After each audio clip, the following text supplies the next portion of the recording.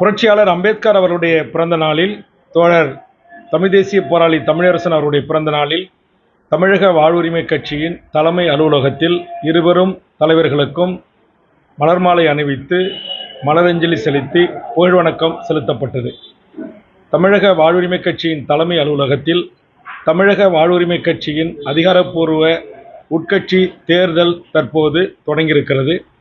உட்கட்சி தேர்தலை நடத்தி முடிப்பதற்கான ஆயுத்த பணிகளில் தற்போது தமிழக வாழ்வுரிமை கட்சி ஈடுபட்டு வருகிறது.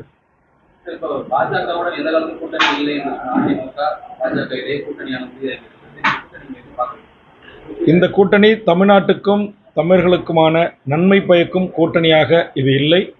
இதனுடைய பலனை வருகின்ற சட்டமன்ற தேர்தலில் மக்கள் எவ்வாறு இந்த கூட்டணியை ஏற்கிறார்களா மறுக்கிறார்களா என்பதை சட்டமன்ற தேர்தலினுடைய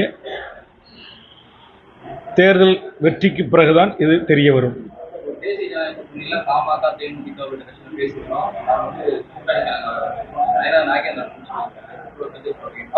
நயனேர் நாகேந்திரன் என்னுடைய இனிமையான நண்பர். அவருக்கு அந்த கட்சியின் தலைவராக பொறுப்பேற்றதற்காக என்னுடைய வாழ்த்துக்களும் பாராட்டுக்களும். அவருடைய தனிப்பட்ட நயனேர் நாகேந்திரனை நான் பாராட்டுகிறேன். ஆனால் பாரதிய ஜனதா கட்சியினுடைய தலைவராக அதிமுக பாரதிய ஜனதா இணைந்து ஆட்சியை பிடிப்போம் என்பதும் கூட்டணி ஆட்சி என்பதும் என்னை பொறுத்தவரையில் சாத்தியமில்லை. தமிழக மக்கள் எப்போதும் மதச்சார்பு இன்மையை கடைபிடிக்கக்கூடிய பக்குவம் பெற்ற புரிதல் உள்ள சமூகம் தமிழ் சமூகம். அதனால் மதத்தின் பெயரால் மக்களை அணிதிரட்டுகின்ற பாரதிய ஜனதாவை தமிழக மக்கள் ஒரு காலத்திலும் ஏற்க மாட்டார்கள் என்பதுதான் என்னுடைய கணிப்பு. ஏற்கிறார்களா இல்லையா என்பதை தேர்தலுடைய ரிசல்ட்டுக்கு பிறகுதான் தெரிய வரும்.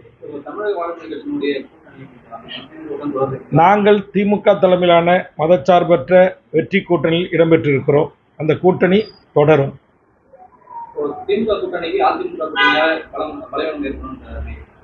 திமுக கூட்டணி தொடர்ந்து வெற்றிகளை குவித்த கூட்டணி. அதனால் பாரதிய ஜனதா தலைமையில் அமையப்பட்டிருக்கிற இந்த கூட்டணியால் எங்கள் கூட்டணிக்கு எந்த சேதாரமும் இல்லை.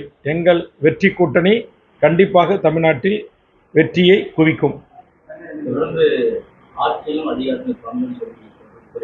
அது தமிழ்நாட்டில் இருக்கிற அரசியல் கட்சிகளுக்கு வலை வீசுகிற ஒரு யுத்தி.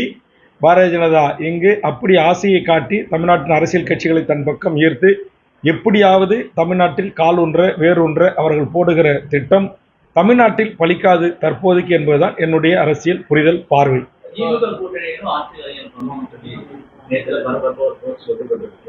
இதுவரையில் திமுகவின் தலைமை அப்படி எந்த ஒரு அறிவிப்பும் வெளியிடவில்லை. நன்றி, வணக்கம்.